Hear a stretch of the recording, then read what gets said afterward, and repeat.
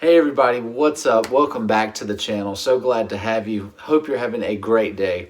So for today, I want to talk to you about motivation. Now, motivation is something that we all struggle with, something that a lot of people either have or they don't have. And it's one of those things that we just feel like is missing in our daily mundane kind of way of living. And so I really wanted to dive in on motivation because I feel like I have some key points that will help you maybe to increase your motivation or help develop it towards something else that maybe you wouldn't normally have it for. So when I think about motivation, I'm thinking about drive. I'm thinking about willpower. There's so many things that go into it. So in my life, particularly, motivation has been lacking and it's been in excess. And I've found that over the years that motivation was greatest when I had a deep, dark, burning desire to achieve something. When I reached a point where I wanted it more than I wanted to breathe, it was just kind of natural. I didn't even worry about it. It just appeared into existence, and then that deep, dark, burning motivation was there. And specifically when we don't want to do things, like let's say we're at work and there's a part of work that we just don't like. We're doing something that's not very comfortable or we just don't care for it that much. You'll notice that your motivation to do that is almost non-existent, meaning, you try and do it as much as you can, but you just can't find that drive.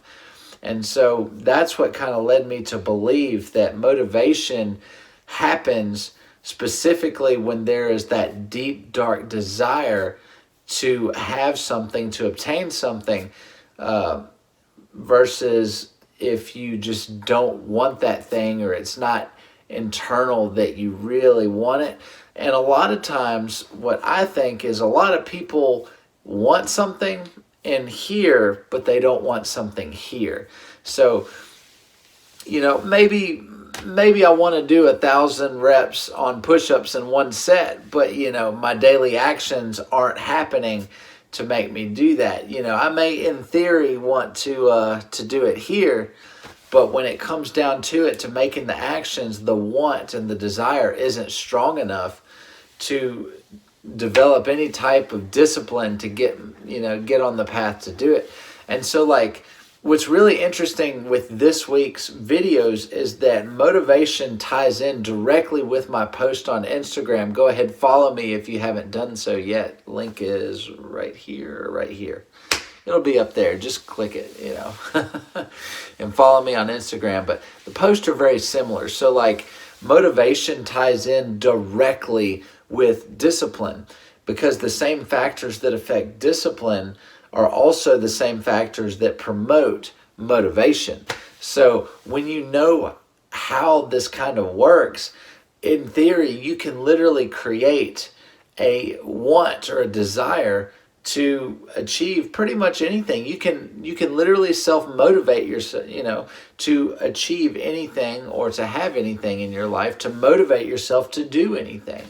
So I've found that with motivation, when I want something so bad that it just hurts, you thought about it, you've dreamed about it, you want it so bad, like in essence of a goal or something, then that motivation will be very, very strong in the beginning. And that's where discipline comes in to kind of keep those daily actions to push forward until you actually have your end result. And that's where your motivation is coming from, the want. However, what if we gotta, pay bills, or what if we need to take the trash out, or, what if the wife goes shopping and you're left with the kid and, it's an all-day thing? What do? How do you stay motivated? You've got to get your mind and your body connected. So what the mind knows it wants to do, the body has to believe with all of its heart as well. So if I wasn't motivated to take care of the kid, I guess, while the wife goes out shopping and all of that, then there would need to be some action on my part to get both my mind and my body synergized, to be on board with, okay, we're going to do this. I'm going to do this to the best of my ability. When she comes back, the kid's going to be taken care of. She's not going to have missed a beat. He's going to be, he's going to be taking a nap and sleeping. It's going to be so cute. And I'm just going to be the man, And then your motivation comes from there, because now your mind is thinking.